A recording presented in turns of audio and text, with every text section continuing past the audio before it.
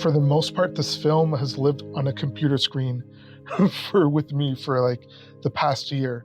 And to actually see it on a big screen, to see it with people that haven't seen it a million times like I have or my editor has, but to see it with people that are experiencing it for the first time, it's invaluable. That's the reason why we're making movies.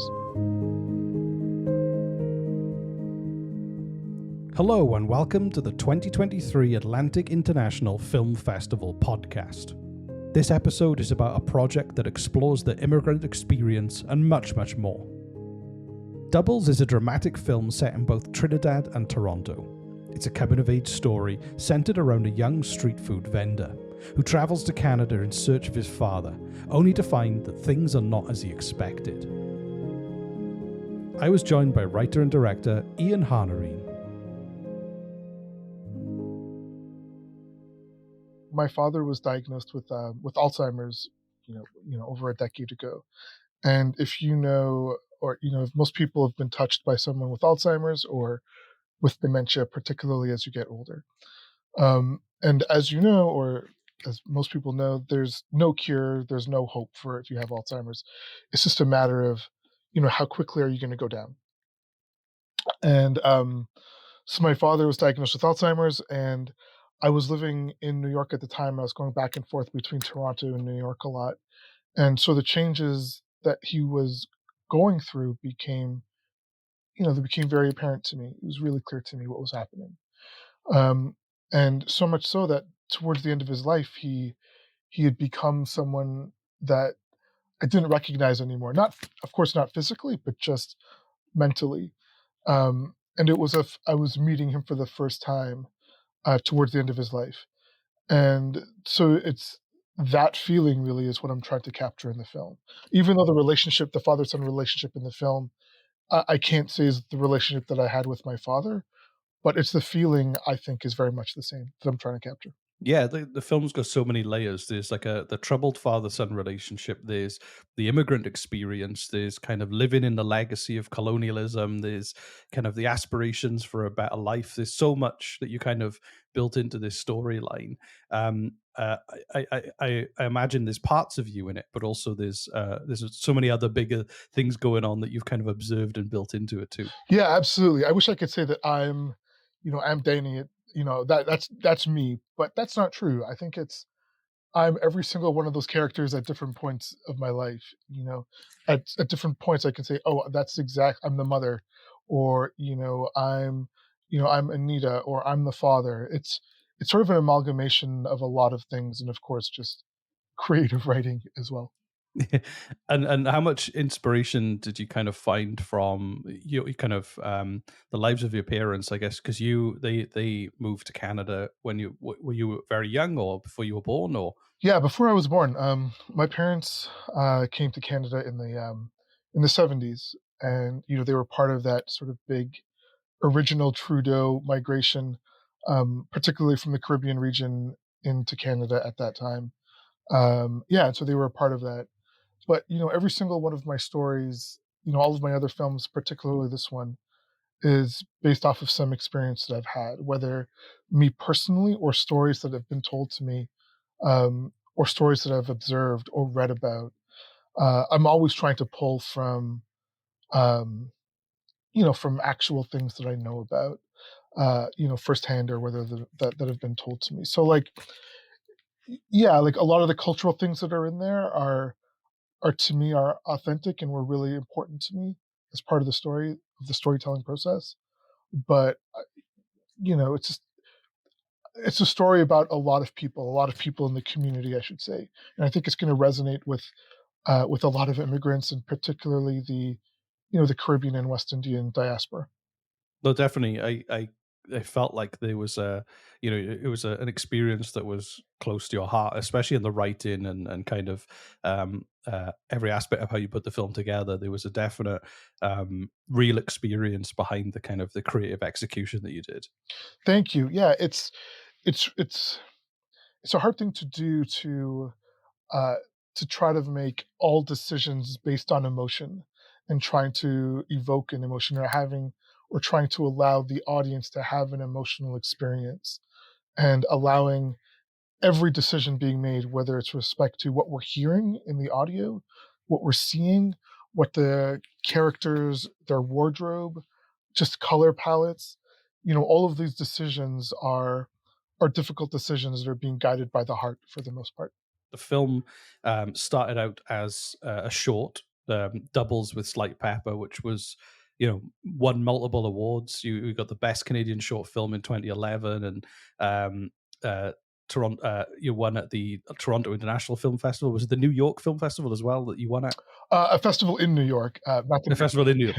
Yeah, yeah. And like you've gone through that dream transition, which I think a lot of filmmakers go, "Wow, I'll make a short film first, and then hopefully one day it'll become a feature." You've now done that. Tell us a little bit about that process of what it's like to kind of go from, "Hey, this is a short film. I took it to some festivals, won some awards, created some buzz, and now I've taken it to the feature level." It's a great question. It's been a lot harder than I thought it would be.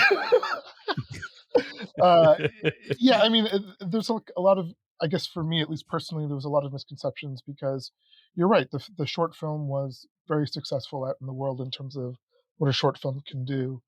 And I thought that would, open more doors than I thought it would, or than it actually did, I should say.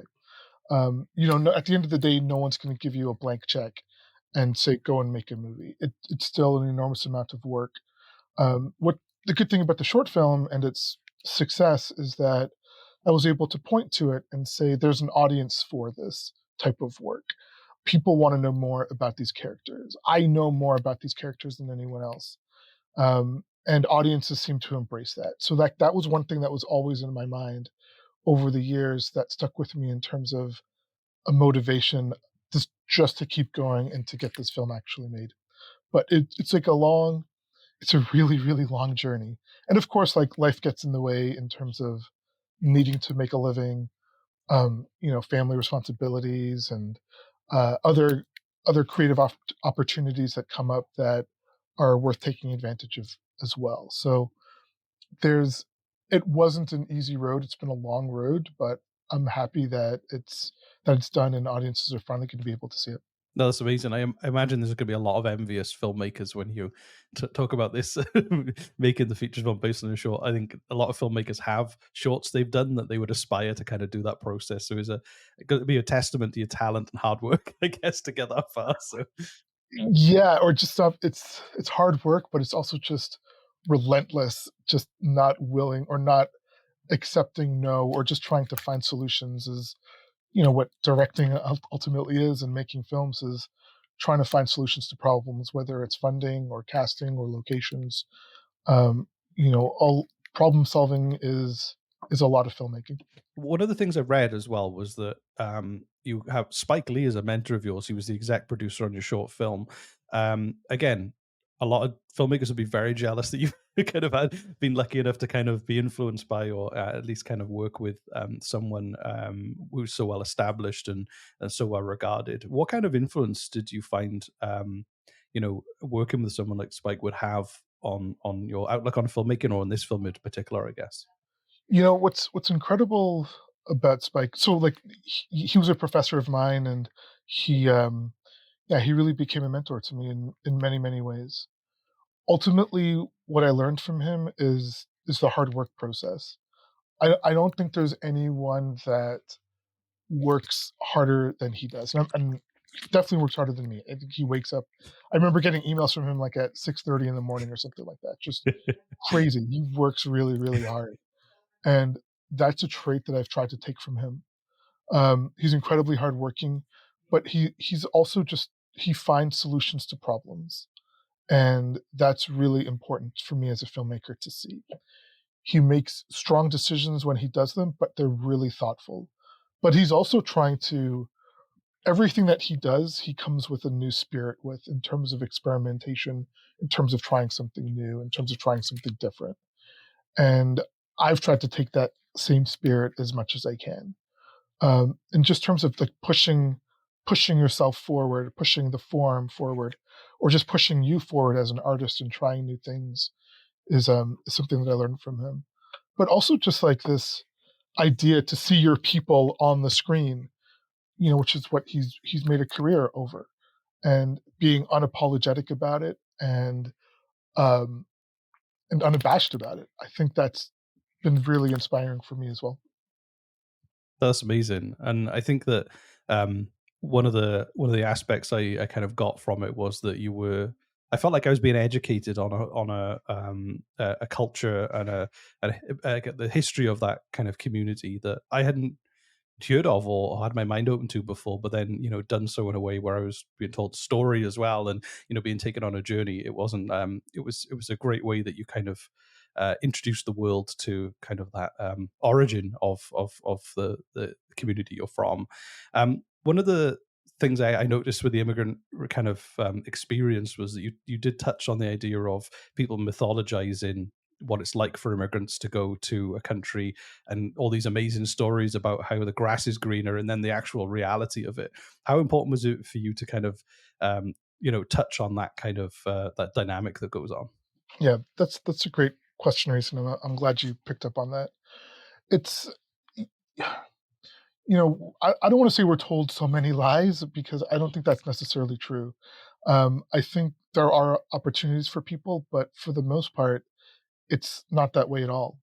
Um, Often when I go back to Trinidad, people have, I would say, a relatively less stress life.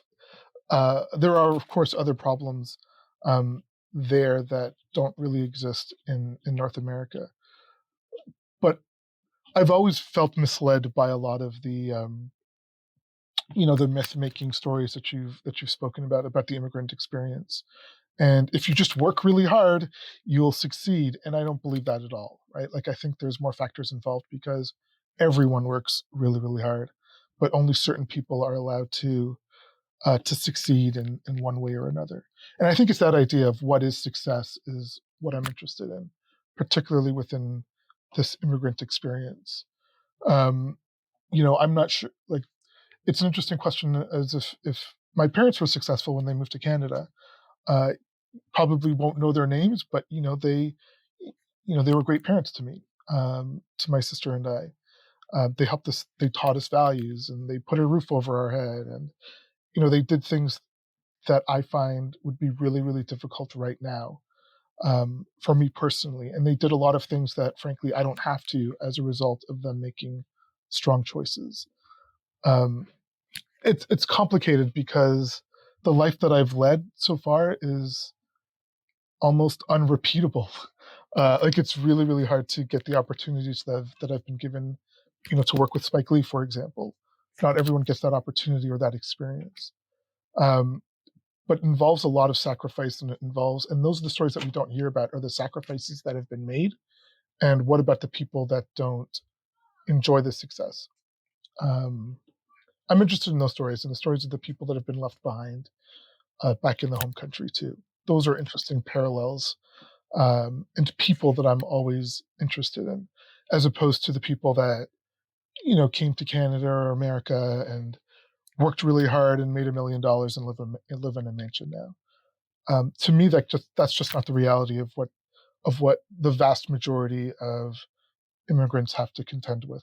And you kind of paint it really well in that kind of restaurant environment where the father obviously works really hard, very long hours, and the son is exposed to kind of his life versus what the stories they've been told, back home and everything. I think that it was that connection, the father son connection, really helped illustrate that. I felt.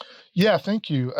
Because exactly what you said earlier, right? There's a myth about the father, and he's told this myth, and this myth has been repeated back home to the life that he's actually led, or to the life that he's leading, or the life perhaps that he wants to be leading. Is they're lies, but one of the characters says those were his dreams, right? Like he wishes that's what was happening to him, but the reality of the situation is just not that. And I thought that was a really interesting thing, just in terms of how we think of ourselves and how we project our wants and desires onto others and our hopes and dreams, and what that actually means in terms of manifesting them to reality, but how we want people to perceive us as well. Because the son is definitely burdened with angst and anger at the at his father, and it was an interesting way to kind of explore that. But then also, I kind of felt like the supporting characters as well also kind of help build that picture of the different varying experiences, alongside the restaurant owner as well, who kind of seemed very indifferent.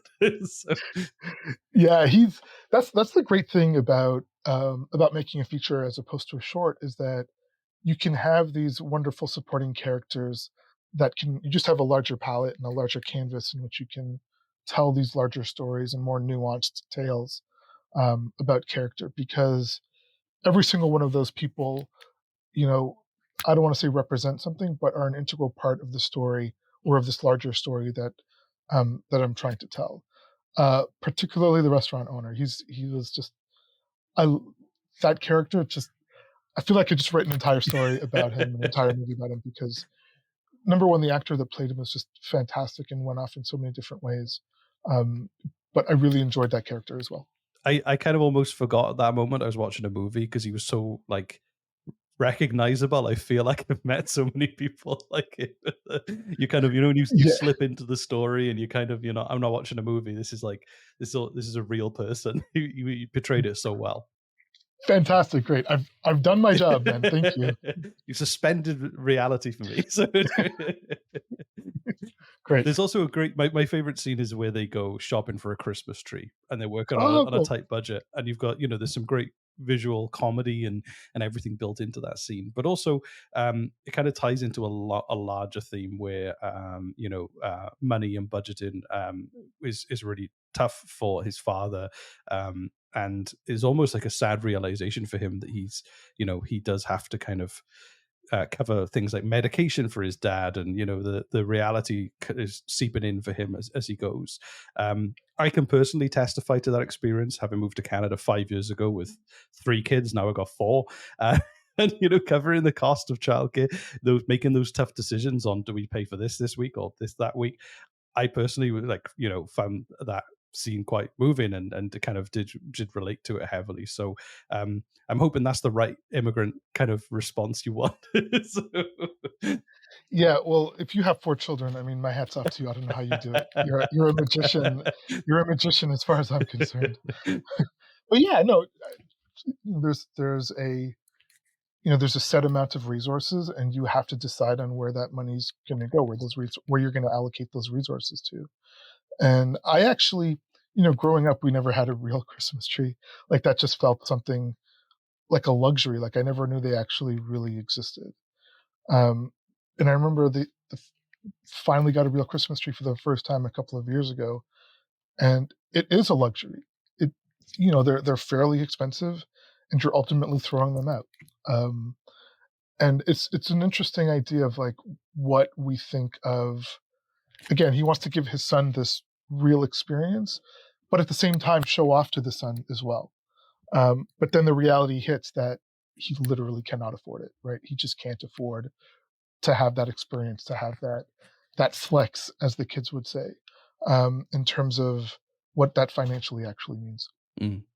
And the movie's shot really beautifully, and I think that there's you use lighting really well to reflect the tone and the mood and the framing. So where did you kind of get your inspiration from for this film, in terms of how you wanted to frame and compose your shots and your scenes and everything?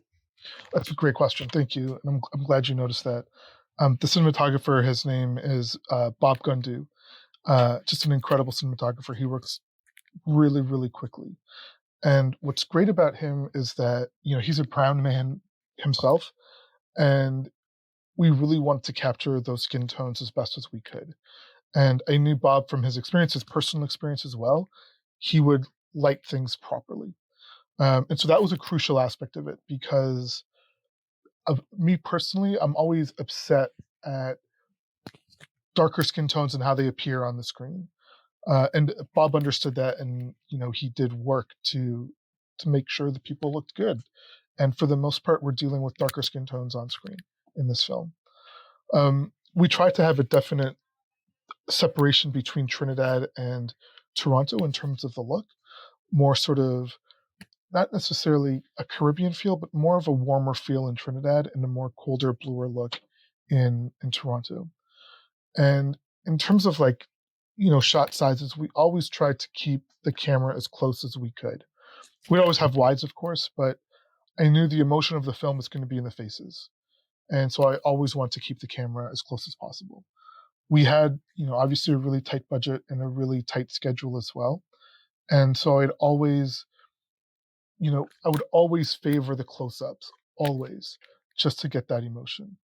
And so frankly, in the edit room, we don't have that many other options because we just didn't have time to get it because I wanted to make sure we got the close-up good. And so the film is, if you look at it, it's fairly close for the most part, by design, because I just wanted to see these faces as much as we could, because it is a drama ultimately. Mm. Well, it's like when he, for example, when he arrives in Toronto, you don't use any big sweeping drone panoramas of the city skyline, which I think is a something that would be a go-to for typically. It is that you are staying very close in most of the time once you're in the city and kind of on his personal experience. Yeah, exactly. It was exactly that. Was just stay with him, go through this experience that he's going through, experience thing. Ex- I wanted the audience to experience things as he's experiencing them for the first time. So that's whether that's downtown or on the highways or whatever the situation is. That's actually, I showed the film to Spike, and that was one of the things he actually mentioned. He was just like, "I'm not sure we're in Toronto. You got to have some more Toronto shots just to plant the audience in where we were." And it was a valid point. And so we went back and we shot some more footage to get of actual Toronto so that people actually know where we physically are. Because for the most part, we're so on Danny as he goes through this journey. Mm. I didn't feel like it was necessarily it was definitely a perspective I liked because it was anchored in how most people would experience a new city. So I liked it. I also did really like how you had the footage back home was much brighter, like you said, much warmer. And Toronto comes across, much more. It felt like there was nighttime a lot in Toronto, which obviously in the winter it is, so you don't get a lot of daylight.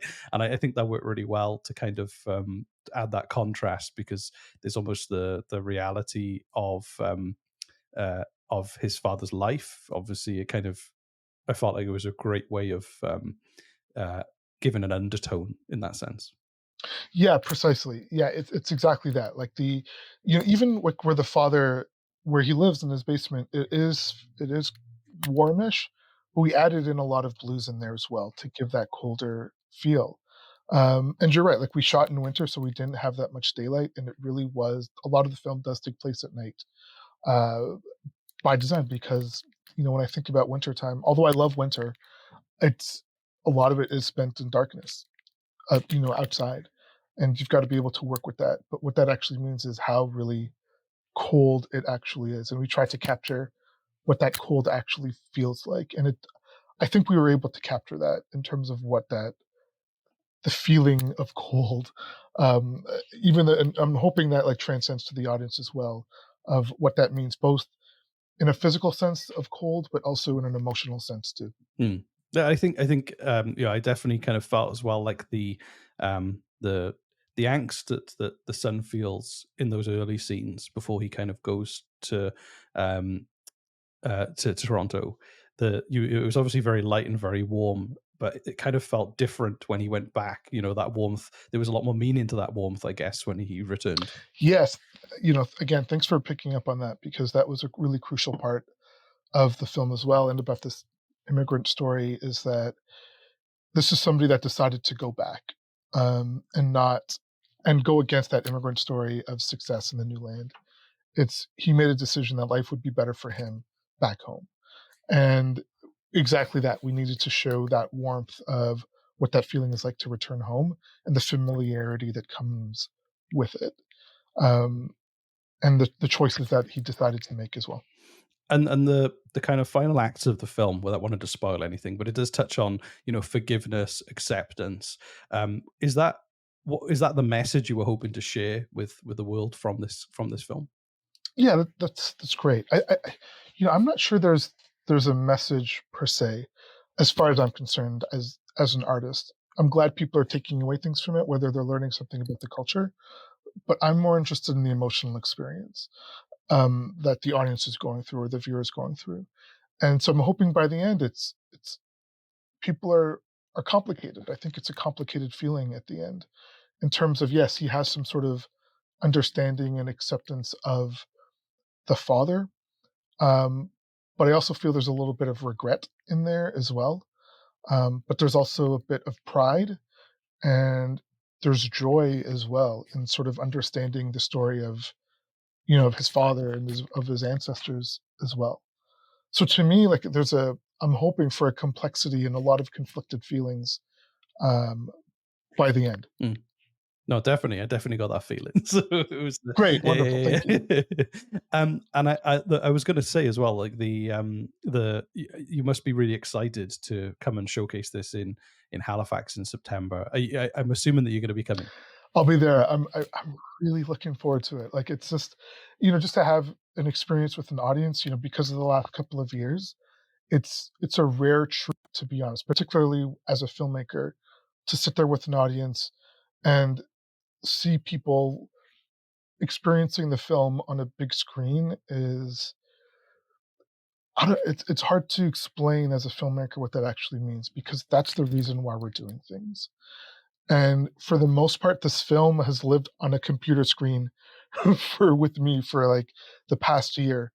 And to actually see it on a big screen, to see it with people that haven't seen it a million times like I have or my editor has, but to see it with people that are experiencing it for the first time, it's invaluable. That's the reason why we're making movies. The movie isn't done until the audience has seen it. And I'm really looking forward to that experience. Yeah, and are you going to hang around at the festival? I know you're doing a Q&A, but are you going to kind of make yourself present at kind of a lot of the other things too?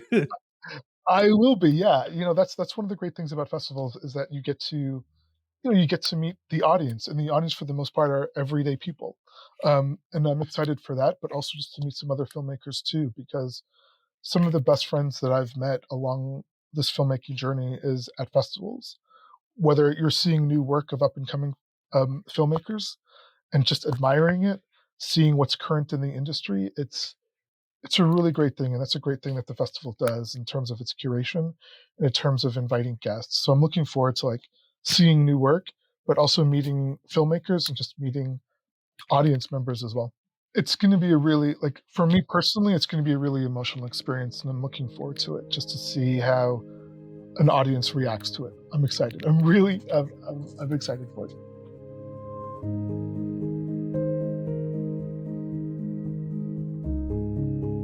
Thank you for listening to the 2023 Atlantic International Film Festival podcast. Don't forget that this guest and many more will be showcasing the best of international cinema across Halifax from September 14th to the 21st.